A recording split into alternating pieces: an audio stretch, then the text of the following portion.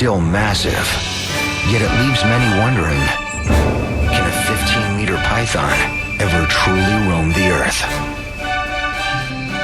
The answer may lie in a living trail of evidence. Python's predatory skill and unlimited growth, combined with increased prey and a warming climate, offers clues to their future size potential.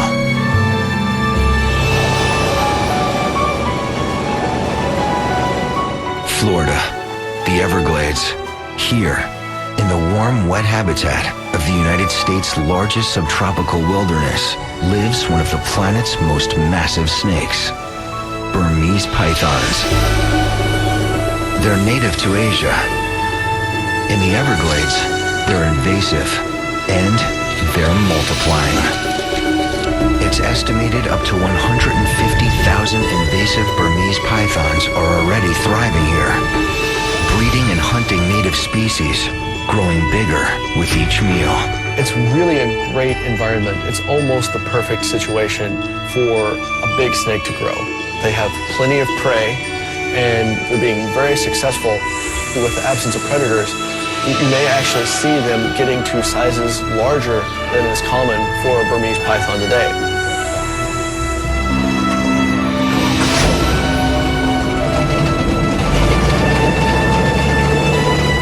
Biologist Joe Wasilewski is on the front lines of the battle to halt their spread.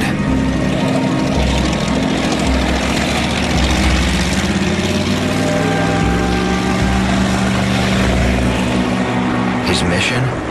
As a licensed python hunter, he tracks, captures, and removes them, recording critical data on their location and size.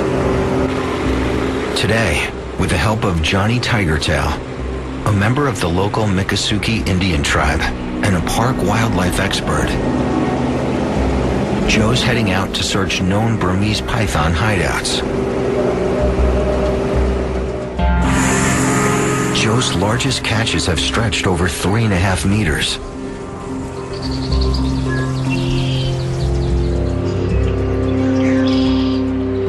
Yet at these sizes, pythons can weigh over 45 kilograms. Corralling them carries deadly risks.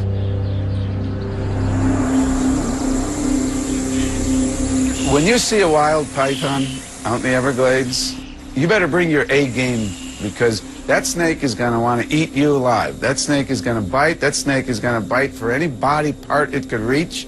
And naturally, the bigger the python, the higher they can get in biting you, and the more powerful they are, and the worse the bite could be.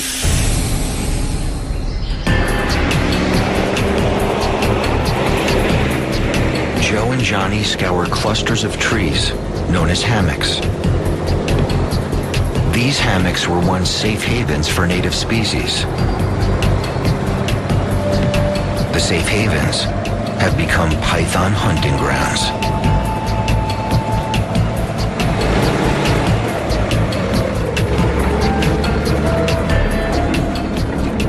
On a day like today, with the water being high, it wouldn't surprise me to see one up in the trees. That's right. That's where they've been spotted at. Okay. Just hanging right off the edge on these limbs. They also have been eating a lot of birds, and I'll bet the birds nest in there too. Birds nesting in there, definitely. The fear is they could get into a colony and just wipe them out. And actually, I think I see some high ground over there, yeah? That's right. In there, I don't know, there's a couple of trails. They look interesting.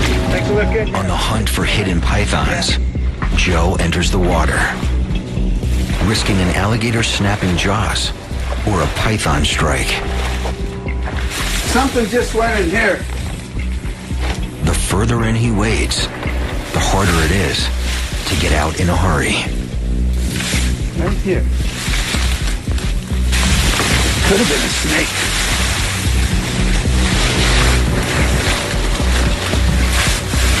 I definitely heard something.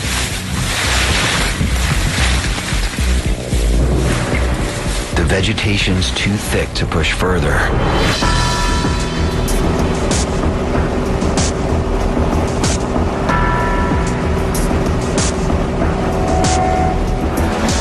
As noon approaches, approaches, Joe knows the odds of finding a python are slim. During peak sun, they often take refuge out of sight. Well, I'm going to go further south. I'm going to run some roads and do a few other things, but let's keep in touch. Okay. Just as pythons haunt the Everglades hammocks and waterways, they can also take to its canals and roads. We're in an area that's it's a little over 20 miles south of Miami, and it's sort of where the Everglades meets the urban area. Wait a minute. I just saw something on that road that I don't see now. A lot of pythons have been seen in this area, and I know for a fact a lot of them have been caught crossing this road. This search technique is called road cruising. While driving, Joe scours the road for signs of python movement. The Everglades consists of, give or take, about 1.5 million acres. And each and every one of those acres could house a python or a number of them. Pythons, like many other reptiles, they camouflage very well. You could be standing literally next to a python and not see it.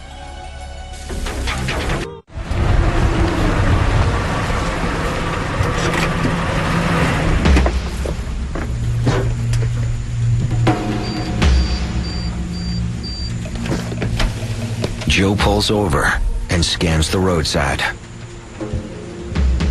What's that over there? No. Sometimes these just look so good. And sometimes you just think you see pythons all over the place. Nope.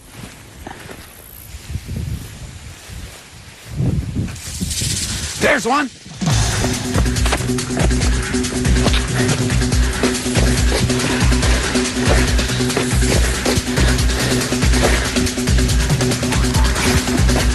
Okay. And it's faster than you think. Ah! I've got to get it out in the open. All right. We got him. Almost. Now. Ah!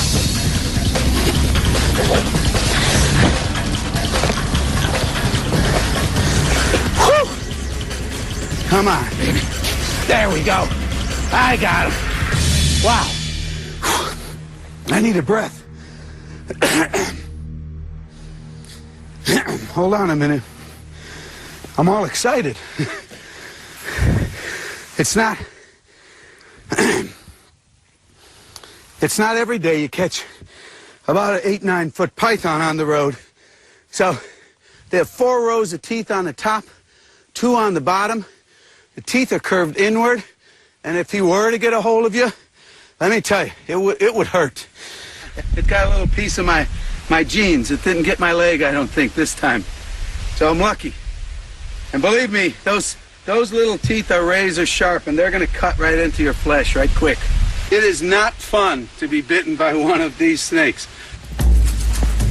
That's how you do it. Okay, we got him now. Now it's time to secure it in the bag, which is also easier said than done.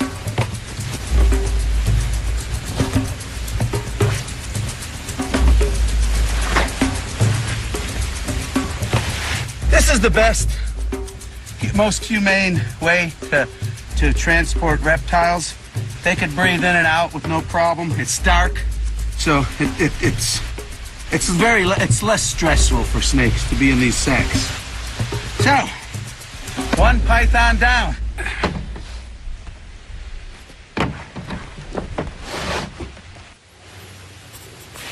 Joe logs the location of the catch and estimates the python's size, roughly 3 meters. Driving on, he continues his hunt for an even larger one. To many, the spread of these super predators is disturbing. To others, it's a wake-up call. Burmese pythons didn't slither here on their own. Some experts say these exotic invasives were once captive house pets.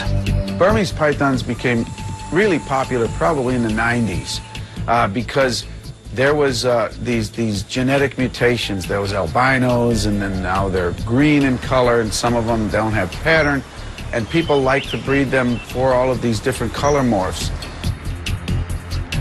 For some overwhelmed pet owners, what starts as a tiny juvenile soon becomes too much snake to handle. People are releasing these pythons. It's not only because of size, it's because of something changed in their life, where the python was a novelty and was a good pet at one point, now it's not. Well, pet shops don't want them, the zoos don't want them.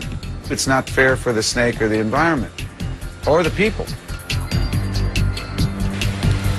Although it's almost certain released pets have contributed to the python problem, another theory suggests the invasion may have begun with just a few escapees.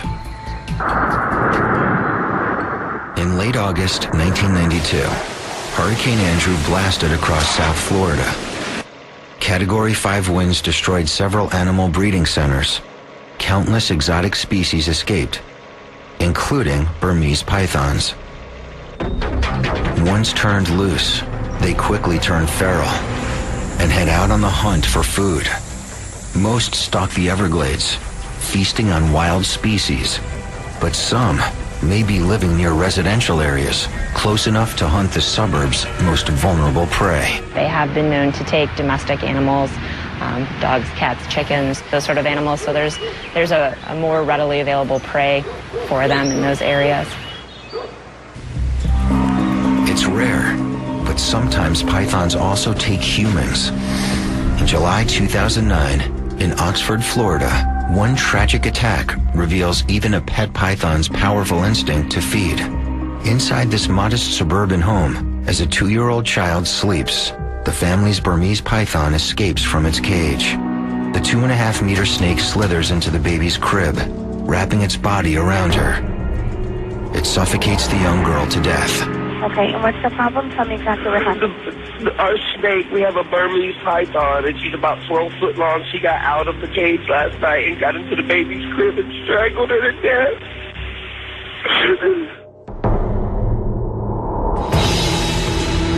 The horrific incident sparks a flurry of publicity and an urgent call to action from politicians and concerned citizens. Authorities are working to control the pet python problem and eradicate them from the wild. Yet as these foreign predators grow and colonize, megasnakes may be here to stay. They are survivors, and everything they need to know for survival is programmed right into their brain from the second that egg hatches. Survival is programmed from day one. In a single breeding season, a female Burmese python can lay up to 100 eggs. In just a year, hatchlings can explode to more than 4 times their birth size. By the time they reach around 2 meters, these voracious carnivores are eating machines. They hunt almost any animal with a pulse, from endangered birds to reptiles to mammals as large as deer. They will just eat anything and everything in sight. They can eat and eat and eat and just fill themselves up. They're known as opportunistic feeders. They don't always know when their next meal is coming. Whenever they have that opportunity to eat, they will. It's another clue to their future size potential. The more they eat, the bigger they get. An expert hunting skill helps them feed and grow to even greater sizes. Pythons are ambush predators. Their most productive hunting technique is to sit and wait. Hidden by camouflage, when prey nears, they strike without warning. The strategy relies on stealth, surprise, and a trio of detection traits. Starting with skin and muscles, that work like seismographs. They sense vibrations. And a potential prey animal walking down this path will wake this thing up instantly. And when that animal comes close enough to that snake, they lash out and strike so fast with such a force. You could film it all day long, but you have to roll that back in slow motion to catch the actual feet of the snake grabbing it.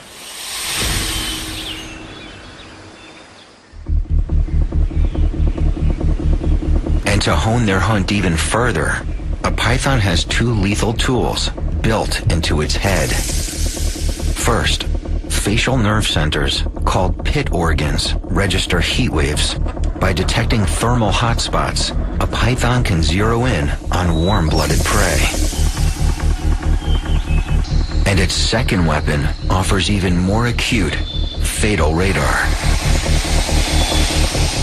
Each flick of a forked tongue picks up airborne scent particles. Inside their mouths, a sensor known as the Jacobson's organ samples the air, directing the snake to where the particles are strongest. Once pythons find their target, they use their jaws and teeth in a terrifying strike. They have over 100 teeth in their mouth. They'll use those teeth just to hold the animal. Pinning their meal with rows of razor-sharp teeth, pythons go in for a deadly embrace. And then they'll use their body, their coils, to wrap around the animal. They'll constrict their body tighter and tighter, cut off the air supply for the animal, asphyxiate them. It's essentially going to stop circulation as well. And then after the prey is subdued, they're going to swallow it whole.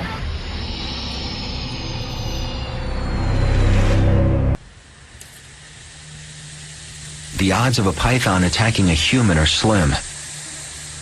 People often pose more of a threat to pythons than pythons do to people. But when a massive python does attack, there may be no escaping its lethal grasp. Once their target is dead, pythons are designed to devour. One of the remarkable adaptations about pythons is their hinged jaw, which makes it possible for them to swallow large food items. Snakes don't chew their food, they have to swallow their prey whole. Their upper and lower jaws connect by elastic ligaments, allowing their mouths to open 180 degrees. Bones in their lower jaws actually separate, and a ratcheting action draws the prey down in one long swallow. So this python can swallow something literally 3 times the diameter of its body. Then once most of the animal's body is inside, it uses this muscle to contract it and push it right to its stomach, where all the action takes place in terms of digestion.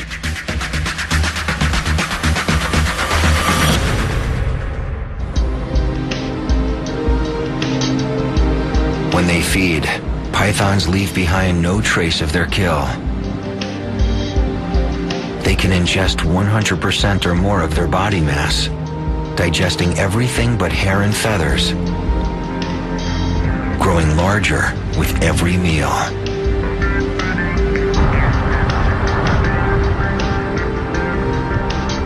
Back on the abandoned roads at the edge of Everglades National Park, Joe is on the hunt for invasive Burmese pythons. He knows when the sun goes down, his chances of a capture go up. Snakes in general move at dusk, normally. Usually in the summer months, they move more frequently and more readily. So dusk is the time, their activity period, I guess you could say. And if they're going, in this case, east to west, they're going to cross this road. The road keeps the heat, and the snakes find that they like that warmth, and they really soak it up. As he cruises, Joe keeps his eyes peeled. He can only guess what size beast he'll find in his headlights. Oh yeah, baby, we're gonna see him.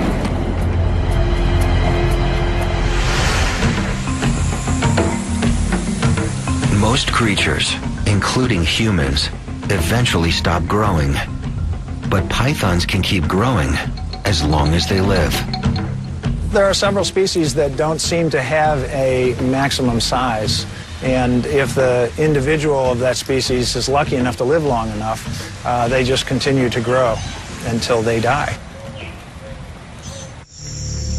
It's a phenomenon known as indeterminate growth, and it's another clue to python size potential. In the wild, they can live up to 25 years, growing every year. In captivity, they can live over 30 years and potentially grow even longer. The Captive Python program at the Columbus Zoo in Columbus, Ohio, offers a laboratory for giant snake size potential. Here, one contender for world's longest python is about to be examined and exercised. Meet Fluffy, a captive reticulated python. We have a number of python species here at the zoo, but Fluffy by far is our largest species. She's quite impressive and in fact may hold the world record. Born in 1992, a private breeder fed Fluffy rabbits, goats, and pigs. Fueled by massive weekly meals, her growth skyrocketed.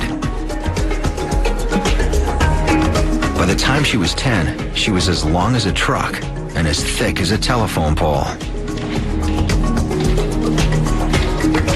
Her length of record at the time she came to us was 24 feet. She's about as long as 3 basketball players standing on each other's shoulders. When Fluffy first came to the zoo in 2007, she was officially the world's longest captive python and weighed roughly 136 kilos. Zookeepers feared she was too heavy. Now, to maintain proper weight, Fluffy's fed a carefully monitored diet. We feed Fluffy about every 21 days. The thing we need to watch out for is besides putting that food into growth, they also put it into fat. We need to be careful that they don't get overweight and out of condition. Because they're opportunistic feeders, they will eat whenever given the opportunity. If you keep feeding a snake with slow growth rate, you're just going to end up with a fat snake. To stay healthy, pythons like Fluffy also require optimum humidity and temperature.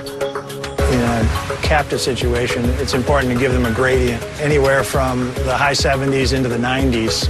One of the ways that snakes regulate their metabolism is by moving into hotter or colder areas. For instance, if they had a food prey they wanted to digest, they'll seek out a place where they're optimum temperature so that they can get that done.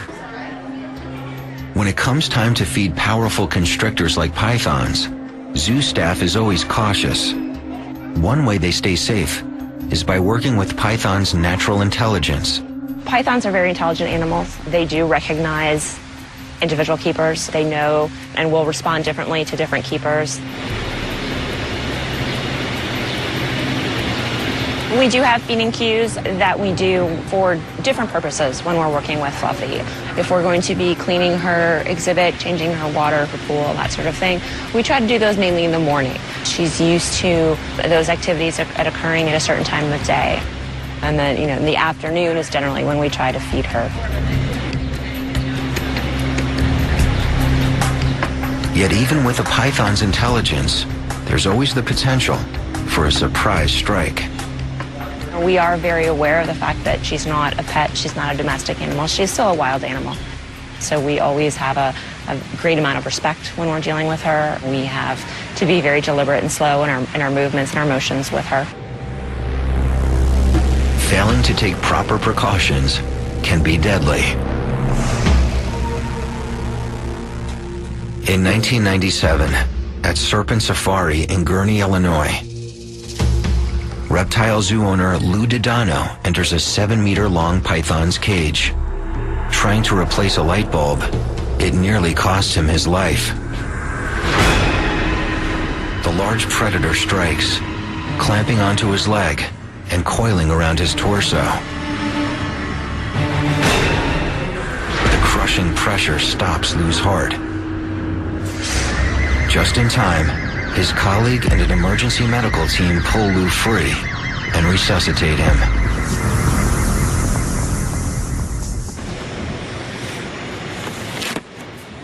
And here at the Columbus Zoo, the team faces the same risks handling Fluffy.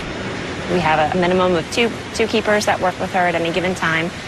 We also have, just for safety purposes, a standby team of 3 whenever we're working with that animal, which we do on a daily basis. But if we're going to be doing an exercise session or an enrichment session with her, we'll have a minimum of about 8 people it takes us to get hands-on with her. In addition to a carefully monitored feeding schedule, Fluffy's taken out for exercise. Because her meals are regular, she's not as motivated to move. The reason why we take her out and exercise her periodically is because we're concerned that she's just not getting enough exercise. Fluffy's immense size makes moving her difficult. Her strength makes it risky. Beneath her scaly skin, powerful muscles run the length of her entire body.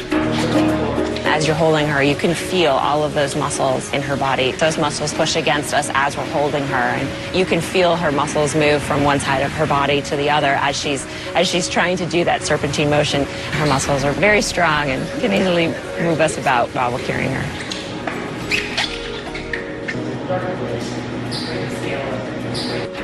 Here, the team weighs and measures her. What was it like? 99.4 kilograms. 99.4. Almost 100 kilograms. Next, using twine and a tape measure, the team tries to gauge her length. When we measure these guys, it's very difficult to get a very accurate measurement without anesthetizing the snake because they have such strong muscles and they're in constant motion. She's not just gonna sit there still for us. 3.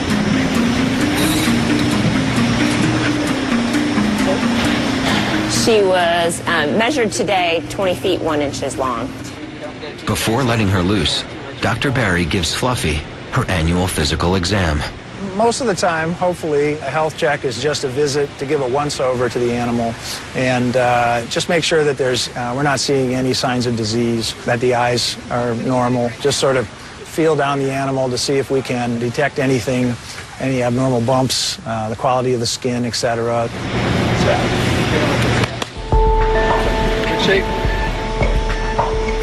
Finally, the team releases Fluffy in the zoo's elephant enclosure. It's a large space, she can move around. It also provides an opportunity for enrichment. There's novel smells. Obviously, you can imagine an elephant smell is not something she's exposed to every day, so it gives her something to explore. The more exercise we can get her, the better. It's good for her. It's good for her heart, just like it's good for our heart to get out and exercise. At just 18 years old, Fluffy stretches over 6 meters. In captivity, she can continue growing for 10 or more years and ultimately shatter the record for python size. For now, zoo staff can only guess how big she can get.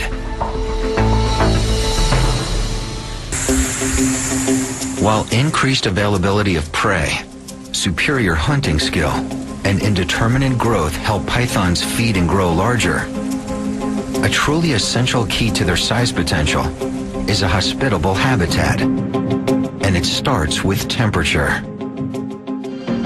For snakes, temperature and size are inextricably linked.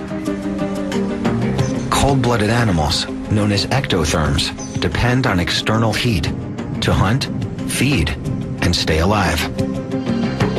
More mammals will have the ability to endothermically thermoregulate. They can control their body temperature. Snakes can't do that, so they have to regulate their temperature based on their environment. It's a simple equation, but it may offer a clue to python's future dimensions. For ideal growth, a python's environment must stay consistently warm. If a snake's body temperature falls too low, it can kill them. Burmese pythons also thrive in an aquatic environment. While smaller pythons are good climbers and often prefer the cover of trees, for large pythons, water offers a fast lane to their next meal. Just think of an animal that weighs 200 pounds without arms and legs. To get around is a tough business. So a lot of big pythons like to be around water. You know, it makes them more buoyant. It makes them get from point A to point B with less energy and quicker. Pythons can stay submerged for 30 minutes and travel over 9 kilometers. And with ample space and no natural predators, when they reach adult sizes, they're free to move, feed, and grow. Some Burmese pythons have even been known to target the Everglades' reigning alpha reptile, the American alligator.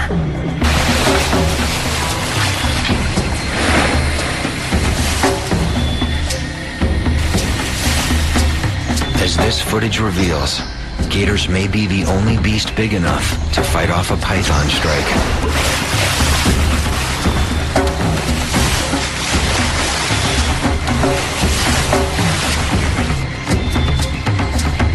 This battle of predator versus predator ends in a stalemate.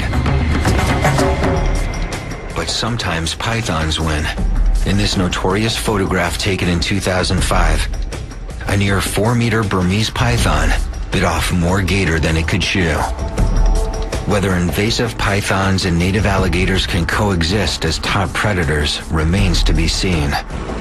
For now, for cold-blooded snakes like pythons, the Everglades swamps, marshes, and canals may be a newfound paradise. It offers another clue to their future size potential. In an aquatic habitat with no natural predators as adults and warm temperatures, these former pets may grow larger than any Burmese pythons ever seen.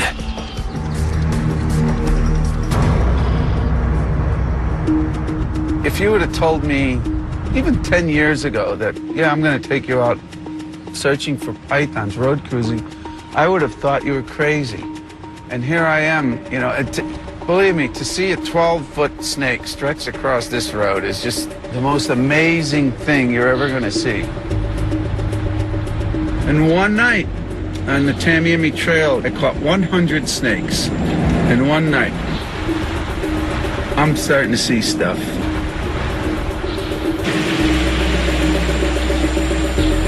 There you go. There's one. Wait. You gotta be. Wait. This is not a happy snake. I'll tire him out. Woo! Wait a minute. Okay. Okay, I got him now. There we go. I got him. Okay.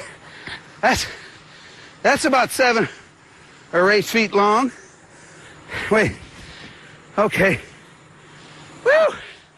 Let me get my sack. Wow. So yeah, this is a wild Burmese python. And you can see the teeth are curved inward. You don't want this guy to bite you. Okay, let me just... So, just as we figured, the timing was perfect. I'm in the right spot at the right time.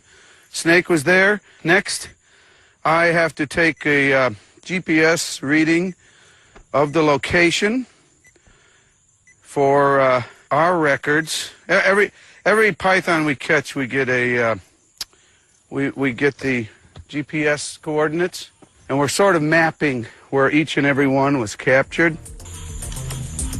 The animal is documented, the animal is secured, skies are clear, and I believe that's closer to the 8-foot range, although I have caught them over 13 feet. And if that one were to bite, it would hurt you. So it didn't, though, so we're good.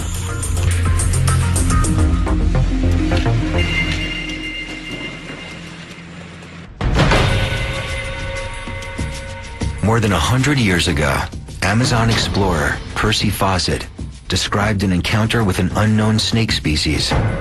He claimed the beast was close to 19 meters long.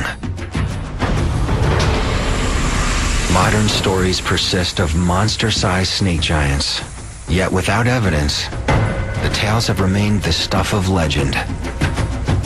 Until now.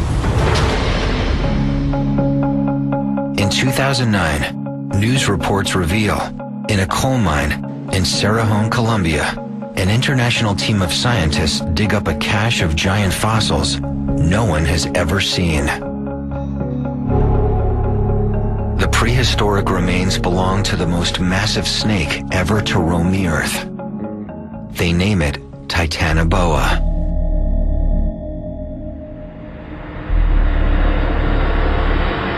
Titanoboa was basically a giant boa constrictor that lived in South America around 60 million years ago. And during that time, the climate was much warmer, and this really set the stage perfectly for a giant snake. Titanoboa was truly a titan. You're looking at a snake that would have been between 12 and 13 meters long, or about the length of a city bus. Stretching longer than 12 meters, weighing over 1,000 kilograms, the remarkable discovery radically changes our notion of serpent size potential. It would have weighed around 1,100 or 1,200 kilograms, and that's about the size of a bison. This animal could have just dominated anything in its environment. It was just that powerful. Titanoboa redefines what we think of as the largest snake, and it is the largest snake known, but once you've opened that door, you have to wonder, are there even larger snakes waiting to be found out there? I mean, Titanoboa is one find, it's from one locality, and there's so much that we don't know about the fossil record of things like snakes and lizards. We think of this as the maximum now, but are we just fooling ourselves? Or are we saying again that this is the largest a snake can be, and in a few years are we going to find a 15-meter snake or a 16-meter snake? We don't know. Today's pythons may be smaller than Titanoboa, but with the right combination of growth forces, it isn't too hard to imagine scaled-up megasnakes stalking the Everglades.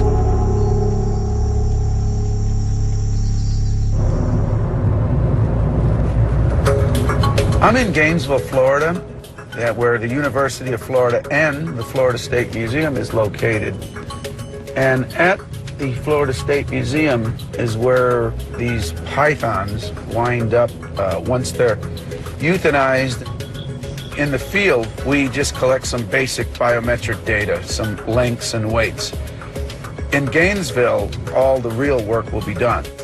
Days after his python hunt, biologist Joe Wazalewski is on his way to meet herpetologist Dr. Kenneth Crisco. Together, they'll conduct a necropsy, the invasive snake version of an autopsy. Burmese pythons are apex predators. They're predators that get to be a huge size. When a Burmese python is about 6 feet in length, they're literal eating machines. They want to eat and grow and reproduce quickly. The only way for them to do it is to consume every animal they can find, and that's pretty much what they're doing in the Everglades. We're finding birds in their stomachs, we're finding rats, mice, endangered species. In one Burmese python that was about 6 feet in length, there were 14 rats just lined up one after another. So we know when they get to this certain size, they need to grow fast, and they do that by consuming everything in sight.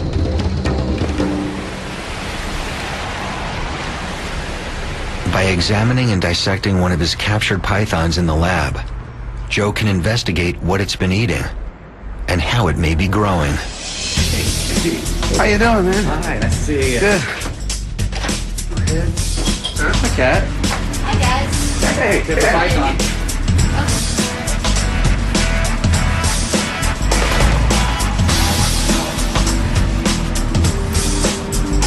That's a Burmese python.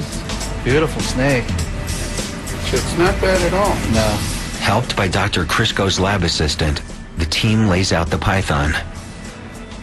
Let's get a snout vent on this animal first. Measuring the snake reveals its size class and estimated age.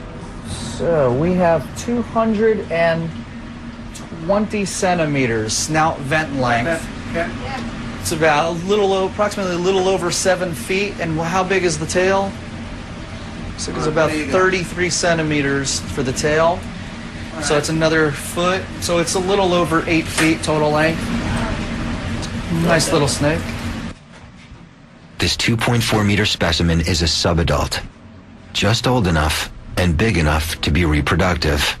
What we'll do is we'll go ahead and start the incision right here, right down the ventral scales.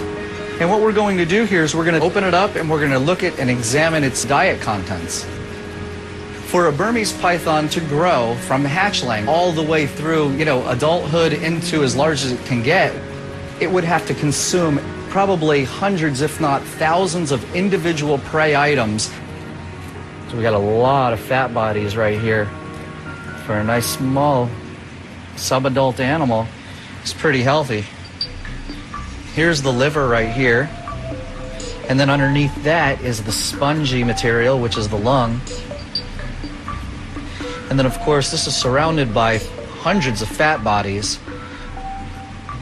So what we're going to do is go ahead and we're going to try to cut the fat bodies away from the organs very, very carefully. And we should get right to the stomach and the intestine. And there it is right there. Oh, yeah. Just be real careful and cut yourself. You made a nice little incision. Can you try to palpate whatever that is out? Oh, look at that. Look at that. What is that? Oh, a bone or a feather? Or? That looks like a feather. So what do you think?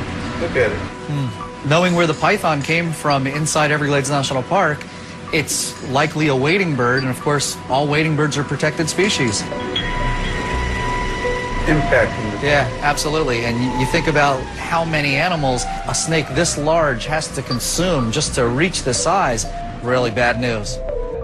Inside an invasive snake's stomach, the necropsy team finds a feather belonging to a protected species. They preserve it for further analysis. While most of this snake's prey has already been digested, Dr. Crisco often finds more and larger species. As these photos show, when dissecting other pythons, Dr. Crisco has uncovered entire animals, like this egret, relatively intact inside the giant snake's digestive tract.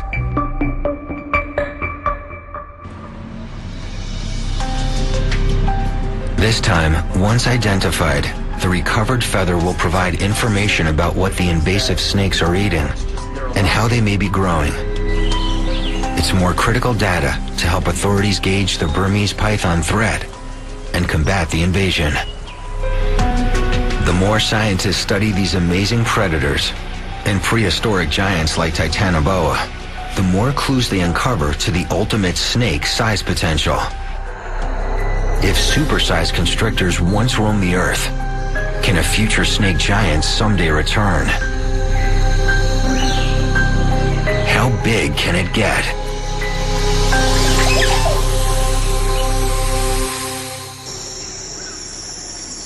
As Burmese pythons continue to colonize subtropical Florida, many see more than invasive predators on the loose. They see a future behemoth. It wouldn't be too outlandish to imagine a 10-meter Burmese python occurring in the Everglades. It's sort of like the perfect storm, the Everglades and Burmese pythons. Yet what would it take to turn today's Everglades python into a mega snake of even larger size? Giant snakes today growing to even larger, even more gigantic size would have everything to do with their environment and time. For a snake to be really large, they would need optimal temperatures. We're talking about 80s to 90s range. You make prey items big, you make them plentiful, and you put the animal in a very warm environment. A warming planet. Large, plentiful prey. Superior hunting skill. Indeterminate growth in a hospitable habitat with a perfect storm of growth forces. A legendary snakezilla may literally inherit the earth. There is a chance that in the future there will be some giant pythons in the Everglades. Some wonder if a Goliath snake isn't already out there. You know, this world now is a smaller place than it was 100 years ago. Most of it is explored, but not all of it. And I've even been to a few places where civilized man doesn't tread very often. So there could be that huge giant python out there somewhere. So, how big can it get?